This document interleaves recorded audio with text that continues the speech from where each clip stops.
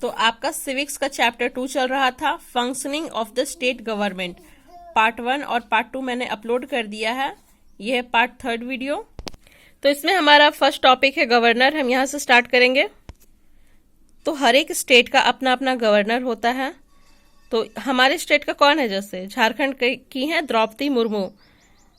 तो अब हर एक स्टेट का अपना अपना होता है, इसके बारे में हम लोग डिटेल में पढ़ेंगे। तो जो गवर्नर होता है वो प्रेसिडेंट के द्वारा अपॉइंटेड किया जाता है ना, प्रेसिडेंट उसे अपॉइंट करते हैं। उसका टर्म होता है 5 इयर्स का। एग्जीक्यूटिव यहाँ पे है एक वर्ड, इसका मतलब होता है कार्यपालिका, मतलब उसका कार्यभार जो होता है 5 इयर्स का होता है। खैर जो भी हो, वो जो है ऑफिशियल हेड अपॉइंटेड होता है ना, यूनियन काउंसिल ऑफ मिनिस्टर्स के द्वारा। यानी देखो, ये यूनियन काउंसिल ऑफ मिनिस्टर्स का मतलब क्या? काउंसिल का मतलब परिषद होता है, मंत्री परिषद है ना, तो उसके द्वारा अपॉइंटेड होता है। और वो तब तक वहां अपॉइंट रह सकता है जब तक प्रेसिडेंट चाहे, है ना, प्रेसिडेंट के pleasure, till the pleasure of president, यानी जब तक प्रेसिडेंट चाहे। और जब भी प्रेसिडेंट चाहे उनका दूसरे स्टेट में ट्रांसफर कर सकते हैं। और उनका जो काम होता है चीफ मिनिस्टर के हिसाब से होता है, जो भी उस स्टेट के चीफ मिनिस्टर हुए उनके हाथ से होता है, क्योंकि रियल पावर आखिर उन्हीं के हाथ में होती है। तो जो गवर्नर होता है स्टेट का, उसके काम में आ जाता है legislative, executive, judicial and discretionary powers. जितने भी इस तरह के पावर्स होते हैं उनके हाथ में होता है। और उन्हें जो आंसर करना होता है प्रेसिडेंट को, उत्तरदायित्व तो वो प्रेसिडेंट के लिए होते हैं। और कभी कभी ऐसा भी होता है कि जो भी प्रेसिडेंट उनको काम सौंपे उन्हें वो करना होता है।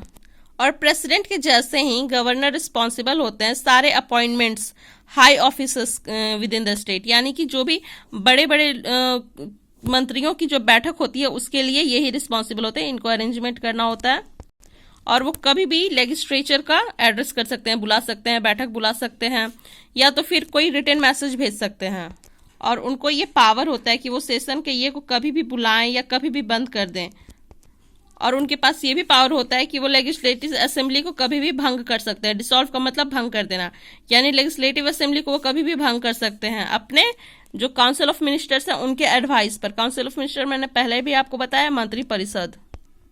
जितने भी बिल होते हैं, काम के जो बिल होते हैं, तो वो पास होते हैं किसके द्वारा? जब तक वो गवर्नर के द्वारा अप्रूव नहीं किए जाए तब तक वो पास नहीं हो सकते। यानी गवर्नर को उसे अप्रूव करना ही पड़ता है कि हाँ उन्होंने देख लिया है और वो बिल पास कर रहे हैं, उसके बाद ही आगे का काम होता है। कभी कभी ऐसे भी मौके होते हैं जब स्टेट लेजिस्लेचर नहीं होता है, तो उन मौकों पर जो गवर्नर होते हैं वो पावर को अपने हाथ में ले लेते हैं और वही ऑर्डर्स पास करते हैं, जिन्हें ऑर्डिनेंस भी कहा जाता है। यहाँ ऑर्डिनेंस, इसका हिंदी होता है अध्यादेश, यानी कि ये गवर्नर ही उस टाइम पास करते हैं। और ये अध्यादेश कब तक वैलिड होते हैं? 6 वीक्स तक वैलिड होते हैं, जब तक कि नेक्स्ट सेशन लेजिस्लेचर का ना आ जाए। एक फिनांस बिल भी तभी लेजिस्लेचर में दिखाया जा सकता है जब गवर्नर ने इसे कहा हो। और गवर्नर को एक और चीज का पावर होता है, कोई भी कन्विक्ट जो होता है उसको या तो सजा देने का या उसे माफ करने का भी पावर होता है। एक और बात, जो भी गवर्नर बनता है वो एक टाइम में एक से ज्यादा स्टेट्स का गवर्नर बन सकता है। एग्जाम्पल के तौर पे हम ये बता सकते हैं कि जैसे द्रौपदी मुर्मू है, अगर प्रेसिडेंट चाहे तो वो जैसे अभी झारखंड की गवर्नर है, वो बिहार की भी बन सकती हैं, उड़ीसा की भी बन सकती हैं, 3 स्टेट की एक टाइम पे बन सकती हैं। The chief minister and the state council of minister, यानी कि हम मुख्यमंत्री और मंत्री परिषद के बारे में आगे पढ़ेंगे। यहाँ पे एक चीफ मिनिस्टर का फोटो दिया हुआ है, योगी आदित्यनाथ, जो कि उत्तर प्रदेश के सीएम हैं। और झारखंड के सीएम कौन है? हेमंत सोरेन। जो भी मेजोरिटी पार्टी से जो लीडर बना हुआ होता है विधानसभा का, उसी को वहां का सीएम सीएम अपॉइंट किया जाता है। जैसे कि प्रेसिडेंट को कोई प्राइम मिनिस्टर चुनने में कोई ये नहीं होता है, हस्तक्षेप नहीं होता है, उसी तरह गवर्नर को भी कोई हस्तक्षेप नहीं होता है सीएम के अपॉइंट होने में।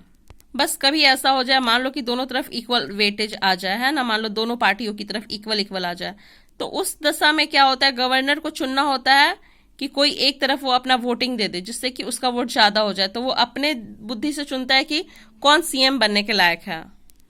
तो जो जब भी मान लो कोई सरकार बनती है जिस किसी भी पार्टी की, तो उनका पहला काम यही होता है कि वो अपने तरफ से एक सीएम अपॉइंट करें, एक सीएम किसी को भी बनाए। जैसे कि यूनियन काउंसिल के मिनिस्टर में होता है, वैसे ही स्टेट काउंसिल मिनिस्टर के पास भी 3 कैटेगरीज होती हैं मिनिस्टर्स की। वो कौन कौन होती हैं? सबसे पहले होता है कैबिनेट मिनिस्टर। ये लोग जो होते हैं सबसे इंपॉर्टेंट होते हैं और सबसे सीनियर मोस्ट मेंबर्स भी होते हैं काउंसिल ऑफ मिनिस्टर्स के। तो ये जो भी ये होल्ड करते हैं, जो भी चेंजेस होता है ना इंपॉर्टेंट पोर्टफोलियोज में, पोर्टफोलियो मतलब जो भी प्रस्ताव लाया जाता है या उनकी गिनती जो भी है, तो उसमें ये मतलब कि उनका हाथ होता है। दूसरा है मिनिस्टर्स ऑफ स्टेट। तो इनको कभी कभी इंडिपेंडेंट चार्ज मिलता है कि उनके ये में क्या काम है, उन्हें क्या काम करना है डिपार्टमेंट का। कभी कभी उनको असिस्ट करना होता है कैबिनेट मिनिस्टर्स को, और उन्हें जो मीटिंग्स होती है कैबिनेट में वो भी उन्हें अटेंड करनी होती है। तीसरा है हमारा ड्यूटी मिनिस्टर्स। डिप्यूटी मिनिस्टर्स का क्या काम है? ये थर्ड कैटेगरी होते हैं काउंसिल्स ऑफ मिनिस्टर की, यानी मंत्री परिषद का तीसरा कैटेगरी है ये।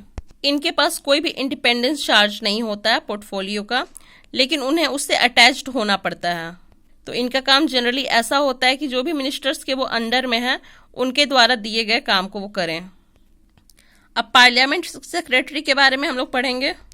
अब जो पार्लियामेंट सेक्रेटरी होते हैं, ना ही ये कोई मिनिस्टर होते हैं, ना ही ये कोई चार्ज को होल्ड किए होते हैं डिपार्टमेंट का।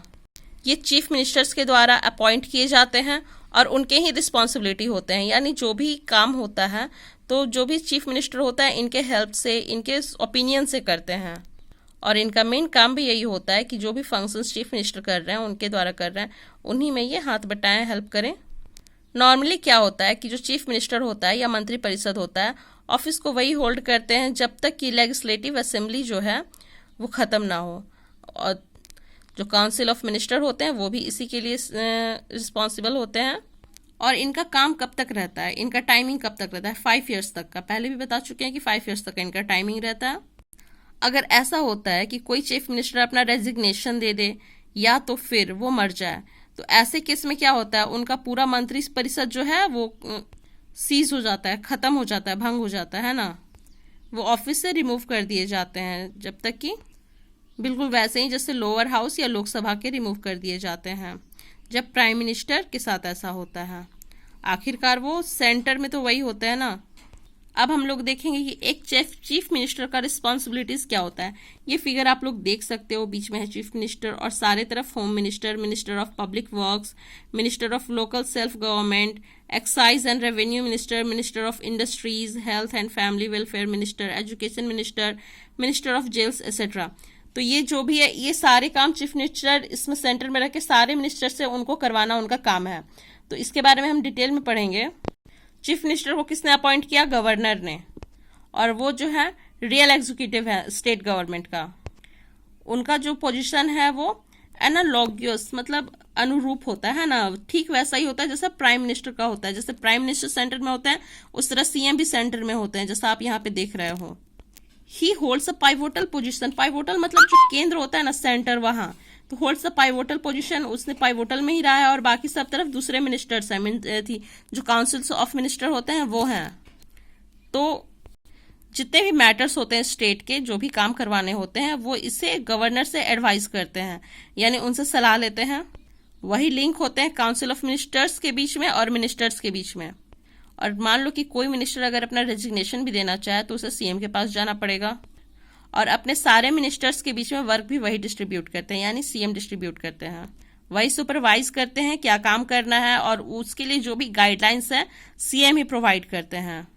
ही can reshuffle the cabinet. Reshuffle का मतलब क्या होता है, यानी कि फेरबदल। मान लो इसका काम उसको कर दे देना, उसका काम उसको दे देना, तो ये वो कर सकते हैं। और जो भी है नए मिनिस्टर्स को भी वही लाते हैं और दूसरों को छुड़वा भी सकते हैं काम। तो इतनी सारी रिस्पॉन्सिबिलिटीज किसकी होती है? मिनिस्टर्स की। इसके अलावा और भी कुछ कुछ है इंपॉर्टेंट चीज, जैसे ये ज्योति बसु, ये सबसे लंबे टाइम तक चीफ मिनिस्टर रहे हैं वेस्ट बंगाल का, है ना, 1977 से 2000 तक, यानी टोटल कितना हुआ? 23 ईयर्स। दूसरी यहाँ सुचेता कृपलानी, ये पहली वुमन चीफ मिनिस्टर रही हैं इंडिया की। तो ये हमारा 3rd वीडियो था। 4th वीडियो में आपका चैप्टर कंप्लीट हो जाएगा। इसे आप लोग ठीक से देख लीजिए। जो भी डाउट होता है मुझसे पूछिए। Thank you.